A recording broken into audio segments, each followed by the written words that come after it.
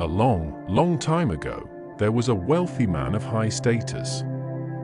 As he aged, he came to realize that the suffering of old age was the same for both the rich and the poor. So, he decided to give up his wealth and social standing, retreating into the forest to live as a humble monk. There, he practiced meditation, developed his mind, and freed himself from unwholesome thoughts, ultimately finding contentment and happiness. His peaceful demeanor and friendly nature gradually attracted 500 followers. Back then, most monks wore serious expressions, but there was one monk who, despite his dignified presence, always had a little smile on his face. No matter what happened, he never lost that glimmer of inner happiness. During joyful moments, his smile was the broadest, and his laughter the warmest. Curious monks and others would often ask him why he was so happy, why he always wore a smile. He would chuckle and reply, "If I told you, you wouldn't believe me.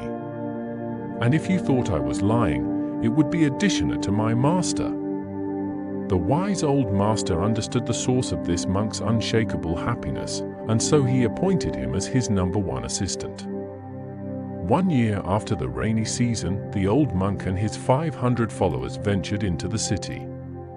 The king graciously allowed them to stay in his pleasure garden for the spring. This king was a good man who took his responsibilities seriously. He worked hard to protect his people and enhance their prosperity and welfare. Yet, he constantly worried about neighboring kings, some of whom were unfriendly and threatening. He often found himself mediating disputes among his own rival ministers. His wives sometimes vied for his attention and the advancement of their sons, and occasionally, a disgruntled subject would even threaten the king's life. On top of all that, he had to keep a close eye on the kingdom's finances. With so much on his plate, he hardly had time to be happy. As summer approached, the king learned that the monks were preparing to return to the forest.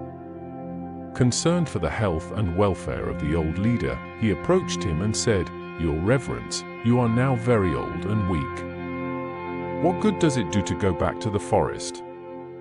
You can send your followers back, but you should stay here." The chief monk pondered this and then called his #1 assistant. "You are now to lead the other monks while they live in the forest. I am too old and weak.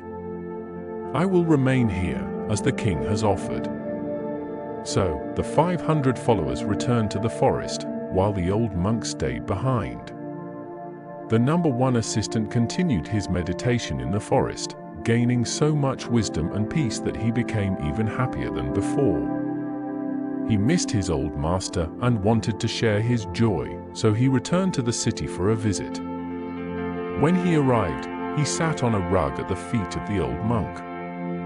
They didn't speak much, but every so often, the #1 assistant would exclaim, "What happiness! Oh, what happiness!" Then the king came to visit, paying his respects to the chief monk. However, the assistant just kept repeating, "What happiness! Oh, what happiness!" He didn't even pause to greet the king or show proper respect. This disturbed the king, who thought, "With all my worries, as busy as I am looking after the kingdom, I take time for a visit, and this monk doesn't even acknowledge me. How insulting!" He turned to the senior monk and said, "Venerable sir, this monk must be foolish from overeating. That must be why he is so full of happiness. Does he lie around here all day, lazy and carefree?" The head monk replied, "O king, have patience, and I will reveal the source of his happiness. Not many people know it.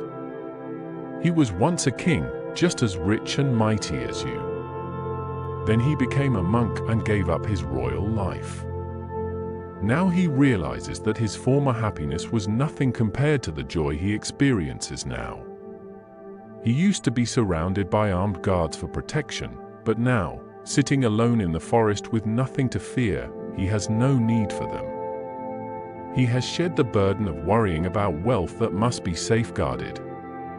Instead, free from concerns about health and the fear of power, his wisdom now protects himself and others.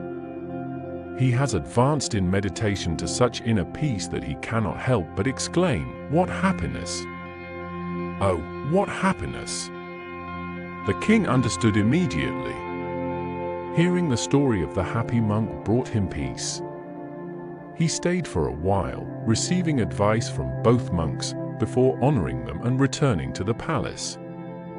Later, the happy monk, who had once been a king, paid his respects to his master and returned to the lovely forest.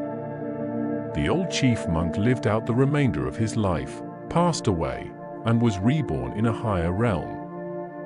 You see, in life, if we remain unattached to wealth and power, our happiness grows. If we seek happiness in the external world, in everything outside ourselves, we will never truly find it. Happiness is a journey, and that journey lies within us. No material possessions can guide us to happiness as much as our inner joy and true self can. Those who hide behind wealth and power will never discover happiness. But if you become the master of your own fate, the master of your happiness, you will find it even in the smallest things in this world. This is Words of Freedom Stories. Thanks for watching, and stay blessed.